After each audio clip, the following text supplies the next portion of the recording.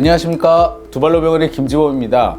네, 저는 오늘 발목 관절염의 수술적 치료 중에 하나인 발목 관절 보존 수술에 대해서 말씀을 드리려고 합니다. 발목 관절염을 치료를 할 때, 발목의 관절염이라는 거는 연골이 닳아있는 상태, 그 상태에서 이제 아픈 거를 이야기를 하고요. 이거 치료를 할 때는 일단은 기본적으로는 비수술적인 치료를 당연히 먼저 해야죠. 비수술적인 치료라고 하는 거는 저희가 이제 약을 먹거나 주사를 맞거나 체해 충격파를 하거나 물리치료, 근력운동, 재활운동 등 기능회복센터에서 이루어지는 이 두 가지 치료를 병행을 하면서 우리가 치료를 해봅니다. 이거를 4주에서 6주 정도 치료를 해봐도 낫지 않으면 저희가 수술을 해요. 통증이 조절이 안 되거나 아니면 관절염이 막 진행하는 거예요. 연골이 점점 더 닳고. 그러면 저희가 수술을 해야 됩니다. 그럼 발목 관절염의 치료 중에서 비수술적인 치료를 했는데 실패했단 말이에요. 그러면 계속 아프거나 관절염이 진행하는 상황이 되면 저희가 수술을 합니다. 수술하는 방법 중에서 제일 근본적인 거는 연골이 닳아있는 상태니까 연골을 재생시키면 되겠죠. 하지만 이런 퇴행성으로 나이가 들어서 연골이 전반적으로 닳은 거는 재생이 어렵습니다. 거의 안 된다고 봐야 돼요. 그러면 다른 연골 상태에서 환자가 잘 쓸 수 있게 하는 수술을 해야 되는데, 발목 관절을 아예 없애는 수술, 관절 희생 수술을 하거나 아니면 관절을 보존해서 쓰는 관절 보존 수술을 해야 됩니다. 발목 관절 희생 수술에서는 여기 그림에서 보시는 것처럼 이렇게 인공관절을 끼우는 인공관절 수술, 또는 발목 관절을 하나의 통짜뼈로 만드는 발목 관절 유합 수술을 합니다. 관절 보존 수술은 연골이 닳은 상태에서 그 관절을 보존하는 거잖아요. 그럼 연골이 닳은 상태에서 발목 관절을 보존해도 아플 수 있지 않냐? 아플 수 있습니다. 왜냐하면 연골이 닳아있고 그거를 재생 안 시킨 거니까요. 통증이 전보다는 줄지만 남아있을 수 있죠. 계속 쓰다 보면 발목 관절염 진행할 수 있지 않냐? 그럼 이미 연골이 닳은 상태에서 모양을 바꾼 다음에 그 연골이 또 한 10년 지나면 진행할 수 있습니다. 아니, 그럼 이럴 거면 뭐하러 관절 보존 수술하냐? 관절 희생 수술해서 한 번에 하지. 근데 관절 희생 수술이 완벽하지 않은 게 문제가 있습니다. 발목 관절 유합 수술을 하게 되면 이 관절은 굳어 있잖아요. 그러면 그 앞에 관절과 아래 관절이 일을 많이 해요. 그럼 20년 정도 지나면 요 주변 관절이 망가집니다. 발목의 인공관절도 수명이 있죠. 10년 있으면 10년에 85%가 생존한다고 되어 있습니다. 그럼 20년 되면 아마 70% 이하로 생존할 거예요. 다 각각의 수술에 한계가 있기 때문에 이런 관절 희생 수술은 가장 나중에 하면 좋아요. 또 발목의 관절염은 젊은 나이에 많이 발생을 해요. 100세 인생인데 50대에 주로 호발한단 말이에요. 그럼 이때 관절 유합 수술이나 발목의 인공관절 수술을 하면 20년 정도 지나면 재수술이 필요한 거죠. 그러니까 이게 문제가 있어요. 관절 희생 수술을 일찍 하는 게. 그래서 가능하면 시간을 끌고자 관절 보존 수술을 먼저 하는 게 원칙입니다. 관절 보존 수술은 근데 아무 때나 할 수 있는 게 아니에요. 남아있는 연골이 있을 때, 여기 엑스레이를 보시면 안쪽만 닳아있고 위에 부분은 남아있거든요. 이런 경우에는 부분적으로 닳아있기 때문에 우리가 할 수 있는데, 관절이 전체적으로 이렇게 닳아있는 경우에는 할 수가 없는 거죠. 그래서 관절염은 조기 치료를 하는 게 중요합니다. 조기 발견, 조기 치료를 하는 게 중요해요.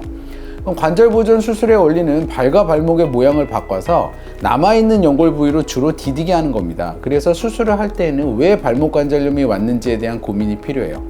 그래서 외상성으로 골절이 됐다. 그럼 골절이 잘못 붙어서 온 거니까 잘못 붙은 걸 바로 붙여주면 됩니다.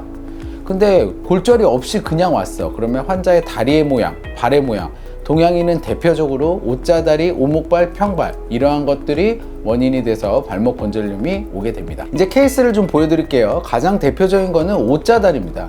환자가 이렇게 오자다리가 있으면 다리가 휘어져 있으니까 체중이 이렇게 직선으로 떨어지거든요. 그래서 발목의 내측, 안쪽에 힘이 집중이 돼요. 이 상태로 50년 쓰면 이 사진에서 보이시는 것처럼 발목의 내측만 힘이 집중이 되니까 여기만 연골이 닳습니다. 이런 경우에는 오자다리를 교정을 해주면 이 부위에 힘이 안 가고 나머지 부위로 힘이 가서 환자가 통증이 없어져요. 그럼 어떻게 교정을 하냐? 이 사진에서 보는 것처럼 뼈를 잘라요. 그 다음에 벌립니다. 그리고 그 상태에서 철판을 고정을 하는 거죠. 그러면 휘어진 다리를 우리가 교정을 할 수 있습니다. 휘어진 다리만 이렇게 교정을 해도 1년 후 결과를 보면 외관상으로도 일단은 많이 펴지는 게 보이고요. 엑스레이 상에서 보면은 이쪽으로 눌리는 힘이 없어지잖아요. 그러면 그쪽이 이렇게 벌어져요. 그래서 공간이 생기고, 일부 연구에서는 이 공간이 생기면 연골까지 다시 생기는 걸로 되어 있습니다. 그리고 이 환자는 1년째 자기가 하고 싶은 운동 다 하고요. 지금은 5년이 됐는데 환자는 산에서 주로 생활해요. 그러니까 계속 산을 타면서 지내고 별다른 문제가 없이 잘 쓰고 계십니다. 두 번째로는 이거는 이제 저희가 다리의 모양을 교정한 거잖아요. 근데 발의 모양 때문에도 저희가 발목 관절염이 올 수가 있습니다. 여기 엑스레이를 보시면 이 환자는 발이 오목발이에요. 아치가 굉장히 높은 발입니다. 이렇게 아치가 높은 발이 되면은 발목의 안쪽에 또 힘이 많이 가게 돼요. 그래서 발목의 내측만 연골이 상해 있는 상황이 확인이 됩니다. 그럼 이 환자는 오목발을 교정을 해줘야죠. 그래서 오목발의 교정은 어떻게 하냐? 오목발의 가장 중간 정도의 교정법입니다. 그래서 이게 뼈를 교정을 해서 아치를 낮춥니다. 그래서 이 뼈를 이렇게 절골을 하고 위쪽으로 올리게 되면 이 아치의 높이가 작게 돼요.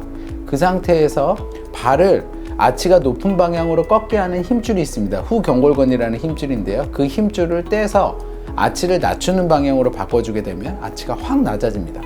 그러면 수술의 결과를 보시면 수술 전에 이렇게 틀어져 있던 발이 이렇게 일자로 교정이 많이 되고, 그 결과 예전에 수술하기 전에 달아있던 부위가 다시 벌어지는 게 확인이 되죠. 발의 모양 또는 다리의 모양을 바꿔서 연골이 많이 있는 쪽으로 디디게 하면 많이 달아져 있는 부분이 힘을 안 받으니까 그 부분에 공간이 생겨요.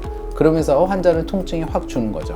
이 환자는 수술하기 전에 500m도 못 걸었다고 그랬는데 지금은 3km, 4km 잘 걷고 있고, 이 환자는 지금까지 별 문제가 없습니다. 이러한 관절 보존 수술은 대부분 모양을 바꾸는 수술이기 때문에 수술 및 재활의 과정은 비슷합니다. 마취는 척추 마취하고요. 입원 기간은 4박 5일 정도 되고, 수술 후 6주간 통기부스하고 6주 재활해요. 그리고 수술 후 6개월이 지나면 대부분 뛰는 것까지 가능합니다. 6개월에서 1년 사이에 내고정물이 있으면 그때 제거합니다. 발목의 관절 보존 수술에 대해서 쭉 말씀을 드리는데요. 내 관절을 쓸 수 있고 발목이 움직일 수 있게 할 수 있고, 그리고 발목 관절 희생 수술을 안 하게 할 수 있는 유일한 방법, 물론 이거를 해야 되는 경우도 있지만 시간을 늦추거나 안 하게 할 수 있는 유일한 방법이기 때문에 발목 관절 보존 수술은 굉장히 의미가 있는 수술입니다. 그렇지만 관절 보존 수술을 할 때 어디를 해야 이 관절염이 나을 거냐 하는 거는 굉장히 어려운 문제예요. 그래서 이 수술을 받을 때에는 꼭 족부 전문의한테, 그리고 경험이 좀 있는 선생님한테 받으시는 게 좋고요. 수술한 후에도 아까 말씀드린 대로 통증이 있고 관절염이 진행할 수가 있으니까 상황을 확인하기 위해서 내가 통증이 없고 문제가 없더라도 외래를 계속적으로 1년에 한 번씩 오시는 게 중요합니다. 경청해 주셔서 감사합니다.